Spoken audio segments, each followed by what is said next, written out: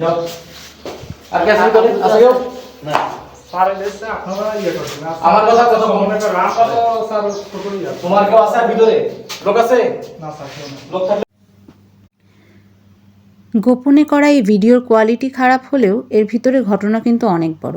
এখানে দেখা যাচ্ছে যে হাসপাতাল স্টোরম্যানের জন্য যে বাসাটি বরাদ্দ রয়েছে সেই বাসা অবৈধভাবে দখল করার জন্য বর্তমান তত্ত্বাবধায়ক অবৈধ ডেপুটেশনে আসা লেফটেন্যান্ট কর্নেল সালাউদ্দিন আহমেদ হাসপাতালের বেশ কিছু কর্মচারীকে নিয়ে মব তৈরি করে ওই বাসায় তালা ঝুলানোর জন্য পাঠিয়েছেন।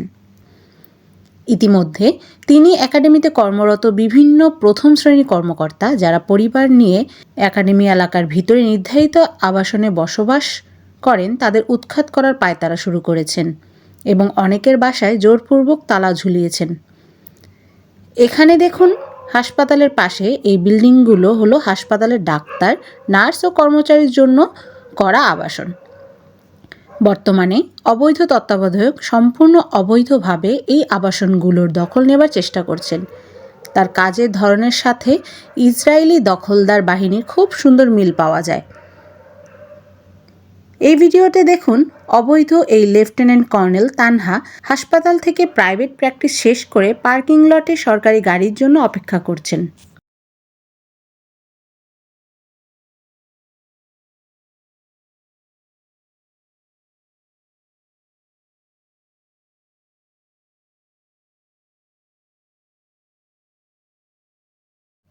এই যে দেখুন তার ব্যবহৃত সরকারি গাড়িটি পার্কিং লটে অপেক্ষা করছে। এবার তার বেতন স্লিপের দিকে খেয়াল করুন। তিনি কিন্তু নন প্র্যাকটিসিং ভাতা বেতনের সাথে প্রতি মাসে উত্তোলন করছেন।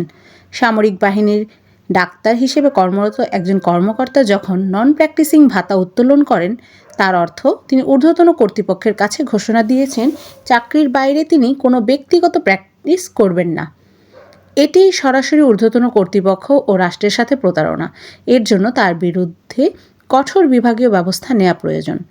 কিন্তু আশ্চর্যের বিষয় বর্তমান মহাপরিচালক জেনে শুনেই এই সব অন্যায়কে প্রশ্রয় দিচ্ছেন। ইতিমধ্যে পূর্বের ভিডিওতে আমরা বলেছি কিভাবে অবৈধভাবে এই সেনা ডাক্তারকে আনসার হাসপাতালের তত্ত্বাবধায়ক হিসেবে পদায়ন করা হয়েছে এবং সে নিজের পদের চেয়ে উচ্চতর গ্রেডের রাজস্ব খাত থেকে বেতন উত্তোলন করছে। আজ তার আরও অবৈধ কার্যক্রম প্রমাণ আপনাদের সামনে তুলে ধরলাম। যেখানে জামাতি মহাপরিচালক এই সব অন্যায়কে প্রশ্রয় দিচ্ছেন তখন হাসপাতালের সকল ডাক্তার, নার্স ও কর্মচারীদের উচিত একতাবদ্ধ হয়ে এই জঞ্জালটাকে জুতাপেটা করে হাসপাতাল থেকে বের করা। তবে এই জঞ্জালটাকে পেটানোর আগে তার সম্পর্কিত বিষয় সম্পর্কে একটা ধারণা পায় আর্মি সদর দপ্তর এবং তড়িঘড়ি করে তাকে আনসার একাডেমি হাসপাতাল থেকে সেনাবাহিনীতে ফেরত নেওয়া হয়েছে। এই অফিস আদেশটি খেয়াল করুন। এখানেও একটা বড় গলদ। আসলে কি বলবো এদের। যে মেজরকে অবৈধভাবে প্রেষণে আনা হয়েছে মেজর সাইফুজ্জামান, তার পদবি হলো উপপরিচালক এবং হাসপাতালের তত্ত্বাবধায়কের পদ হচ্ছে একজন পরিচালকের। নিম্ন পদের কোনো কর্মকর্তাকে যখন উচ্চ পদের দায়িত্ব দেওয়া হয় তখন সেটা হয় চলতি দায়িত্ব, অতিরিক্ত দায়িত্ব নয়। এই স্বাভাবিক জ্ঞানটুকু অথরিটির নাই। উদ্ভট উটের পিঠে চলছে বাংলাদেশের সবচেয়ে বড় বাহিনী। এই নিগৃহীত অবস্থা থেকে বের হতে হলে সবাইকে শক্ত হতে হবে, সুশীল হয়ে বসে থাকলে চলবে না।